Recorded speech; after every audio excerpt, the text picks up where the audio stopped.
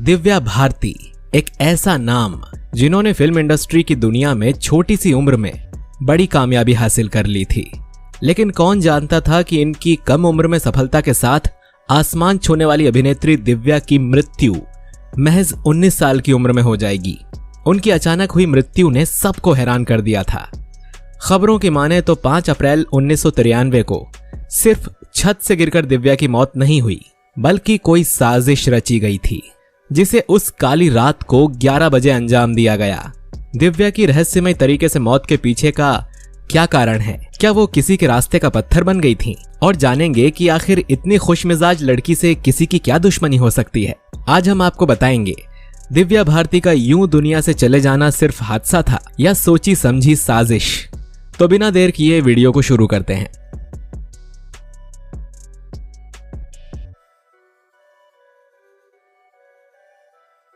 दोस्तों, एक वक्त पर बॉलीवुड की सबसे बड़ी एक्ट्रेस में गिनी जाने वाली दिव्या भारती ने बेहद कम उम्र में ही अपनी अलग जगह बना ली थी। वो अपनी खूबसूरती, मासूमियत और टैलेंट के जरिए लाखों दिलों पर राज करती थीं। उन्होंने एक के बाद एक हिट फिल्में देकर उस समय की बड़ी बड़ी हीरोइंस को चुनौती दी। उन्होंने ऐसा काम किया कि बॉलीवुड का हर डायरेक्टर उनके साथ फिल्म बनाना चाहता था और उन्होंने 3 साल में 12 फिल्में करके शोहरत पाई, शादी की और सिर्फ 19 साल की उम्र में दुनिया से रुखसत हो गईं। 1990 के दशक में बॉलीवुड में अपनी एक्टिंग और मासूम चेहरे के दम पर दिव्या ने दर्शकों को दीवाना बना दिया था। उम्र कम थी, इसीलिए उन्हें बॉलीवुड की गुड़िया भी कहा जाता था। बता दें कि 25 फरवरी 1974 को जन्मी दिव्या भारती की मौत 5 अप्रैल 1993 को संदिग्ध हालत में हुई थी। दिव्या की मौत को अब 29 साल पूरे हो चुके हैं। मुंबई पुलिस 1998 में ही मौत की जांच से जुड़ा केस बंद कर चुकी है। पुलिस ने ये मानकर केस खत्म कर दिया कि ये एक हादसा था।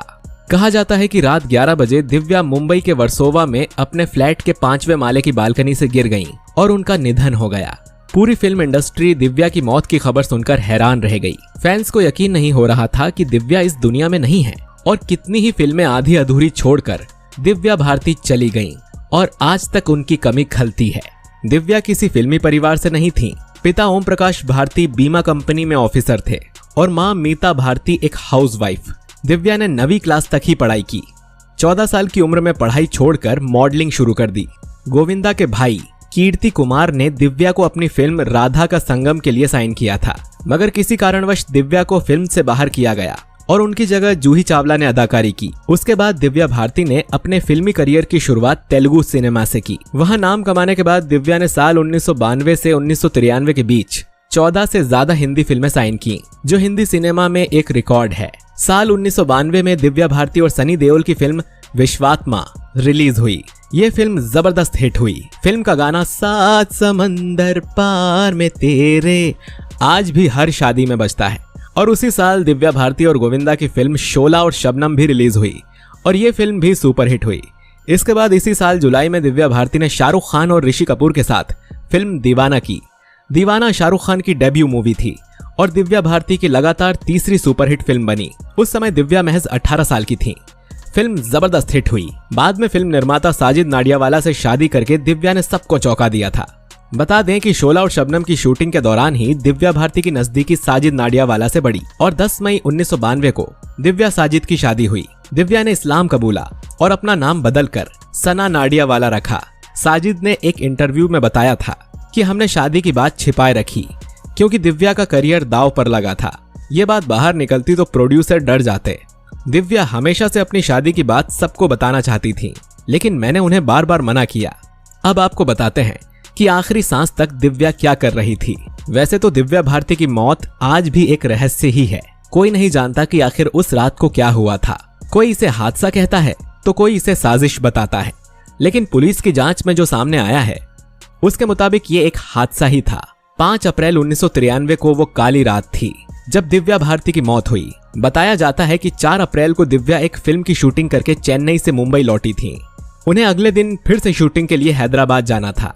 दिव्या एक फ्लैट खरीदना चाहती थी। जब ब्रोकर ने उन्हें फ्लैट के बारे में बताया तो दिव्या ने अपने फिल्म प्रोड्यूसर को फोन करके बोला कि मैं हैदराबाद 5 नहीं 6 अप्रैल को आऊंगी।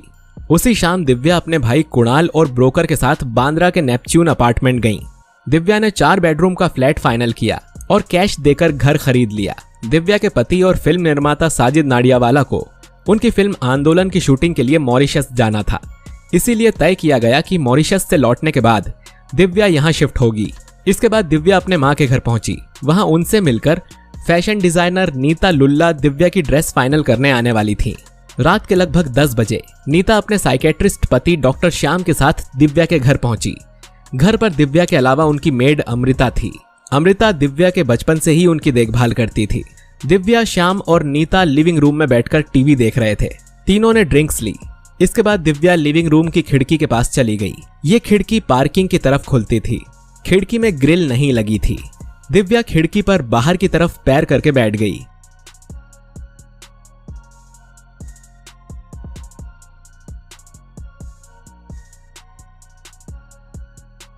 दिव्या से जुड़े करीबी सूत्रों का कहना है कि दिव्या अक्सर ऐसा करती थी। खिड़की पर बैठकर दिव्या लगातार अपनी मेड से बात कर रही थी, जो किचन में नाश्ता तैयार कर रही थी। पुलिस को दिए गए बयान के मुताबिक नीता और श्याम उस वक्त टीवी देखने में बिजी थे।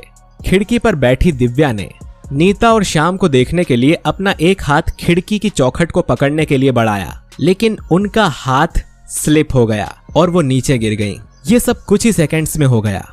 जब नीता, श्याम और अमृता भागकर नीचे गए तो देखा कि पार्किंग में गिरी दिव्या तड़प रही है। दिव्या के चारों तरफ खून ही खून था। दिव्या उस वक्त जिंदा थी। उन्हें तुरंत मुंबई के कपूर अस्पताल ले जाया गया। अस्पताल के आईसीयू वार्ड में दिव्या ने अपनी आखिरी सांस ली। दिव्या की आखिरी मेडिकल रिपोर्ट तैयार करने वाले डॉक्टर के मुताबिक दिव्या के पेट में थोड़ा सा अल्कोहल था, लेकिन उसकी मात्रा इतनी ज्यादा नहीं थी कि कोई अपना होश खो बैठे।